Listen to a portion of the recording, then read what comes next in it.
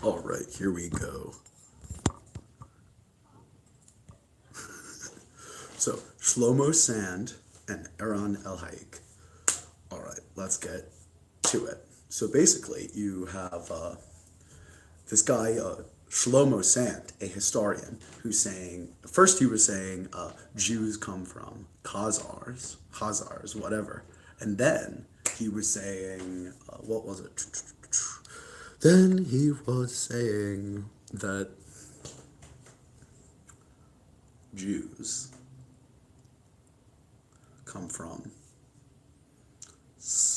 Oh, well, he basically his whole shtick is Jews aren't Jews. Okay, his entire the one geneticist, his all of what he has to say basically rests upon the foundation of this one geneticist and his two or one, and then a second one came out, and I think there might be a few others sort of surrounding that sphere, but it's this non-peer reviewed paper, or two non-peer-reviewed papers, one of which is by the latter one, released in 2016, is by Wexler, who's a linguist, Das, who is a assistant professor, and I think was like some sort of research assistant at the University of Sheffield, which is where and then there's a third person who also worked with him on the Druze studies that has some sort of South Asian surname that starts with a P. I don't remember. And then and then you've got Elhaik himself. So basically, what's being asserted in the first Elhaik paper is Jews are Khazars. And the way that he does this is by basically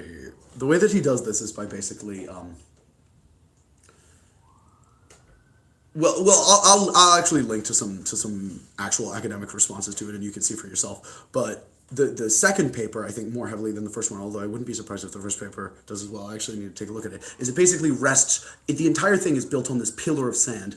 This being Elhaik's GPS, which stands for. I don't exactly remember exactly what it stands for. It's like geographic procurement or something like that. Basically, what it is it's something that purports to put genetic population sort of on a map, and he goes and Elhaik says, I use the biggest sample sizes and this, that, and the other, but the problem is the GPS itself. The problem is the GPS itself, and you can actually check out the archaeometry website. The archaeometry blog goes through this pretty well. And then there was also this what's his name? This Slavic geneticist who really took a knife to the GPS, and effectively, the problem with the GPS is that first of all, it's incredibly hard to basically place populations on a map, especially admixed populations. And the GPS is basically any population that has been admixed within the past 1,000 years cannot be adequately fed through Elhaik's GPS system without getting effectively an inaccurate result. Something else about the GPS. Elhaik and his little band of cronies, the same people who you'll recognize from his earlier paper, they fed. Okay, so Elhaik's 2016 paper, which actually some say is arguably like shoddier than the first, and the first one was quite unimpressive. But basically, his second paper is just sort of this embarrassing, muddled confusion of history, linguistics, and genetics, and basically.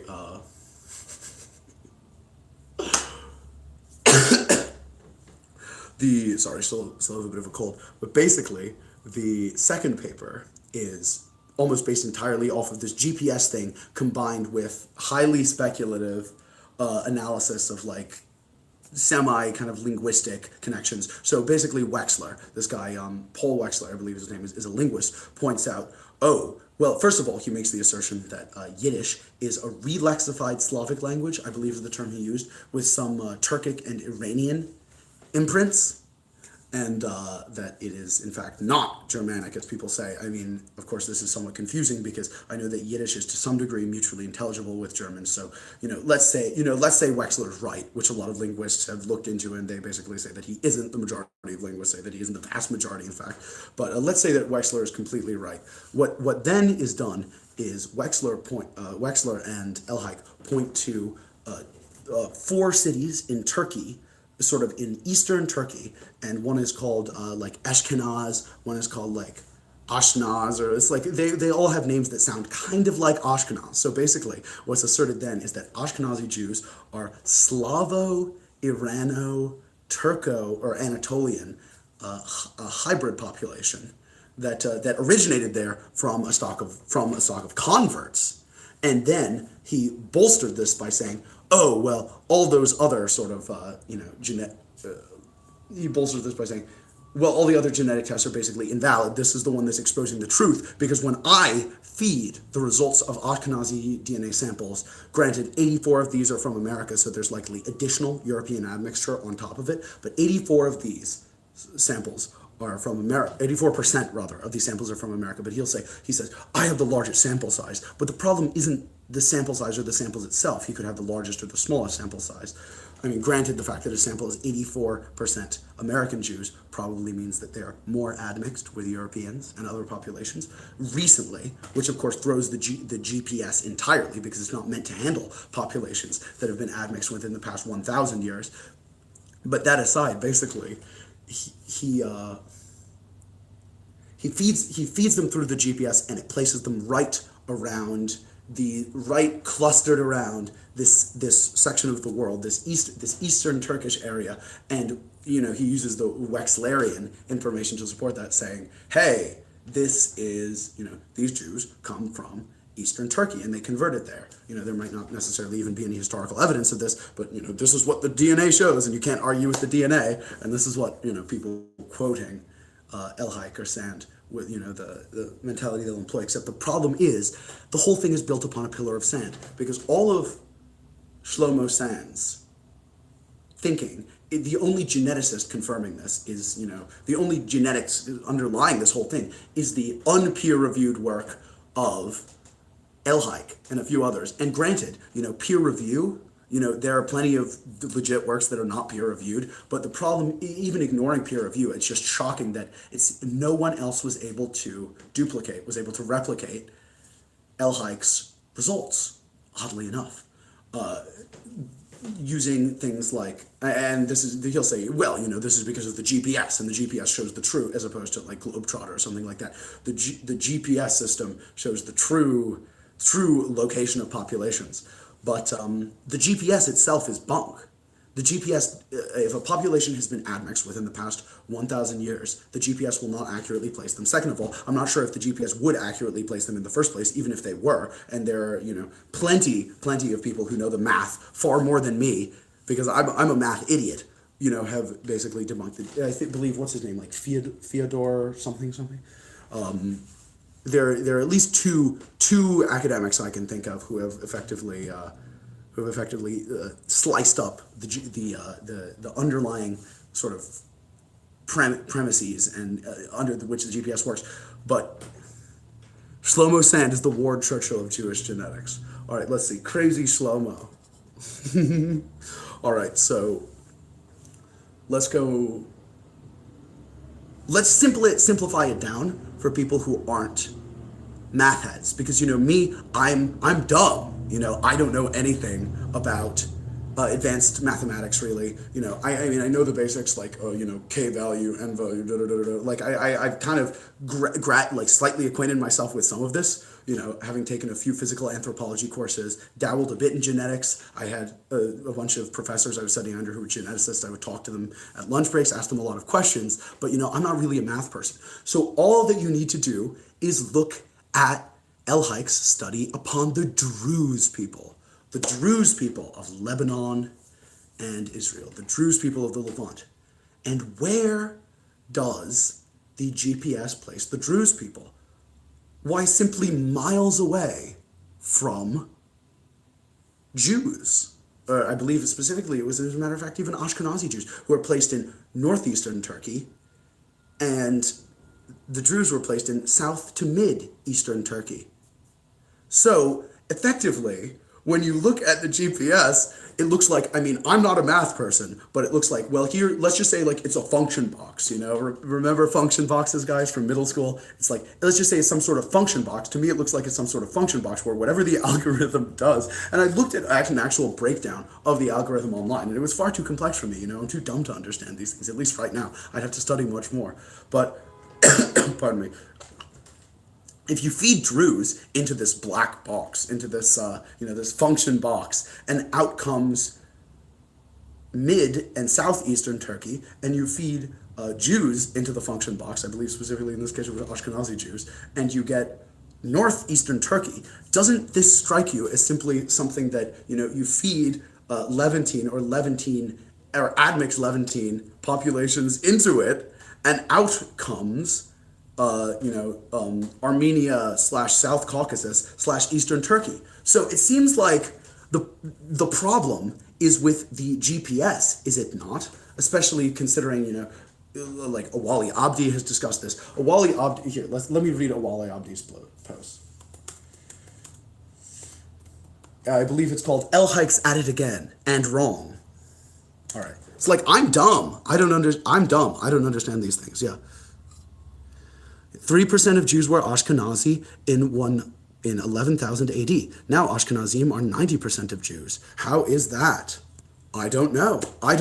But the fact of the matter is, and I mean, that's a brilliant question. Some say, oh, they went through this immense population boom, etc., etc. They absorbed other populations. I am completely open-minded to any of these possibilities, but I would like it to be explored in an honest way rather than in a deliberately obfuscationist way. Because when people like Elhaik is basically like, okay, debunk Jewish identity. Now, what can I do to fit into that? And I mean that's quite obvious. In fact, I was even reading this report saying that some of his earlier papers may have effectively been ghostwritten or co-written by another professor. I mean, the man's a complete charlatan. Here, let me take a look at Awale Abdi's Elhaik. I mean, that's a great question. The Ashkenazi population boom. I'm fascinated by that too, but I just want to understand the truth about it rather than having some ideologue, wave his hands around and try to dupe people, which is because that irritates me. And I mean, granted, the same thing can be said. Like you could say, okay, well, Doron Behar. Doron Behar is a geneticist, and it seems like he has some maybe pro-Jewish identity or Zionistic inclinations. Perhaps, maybe not.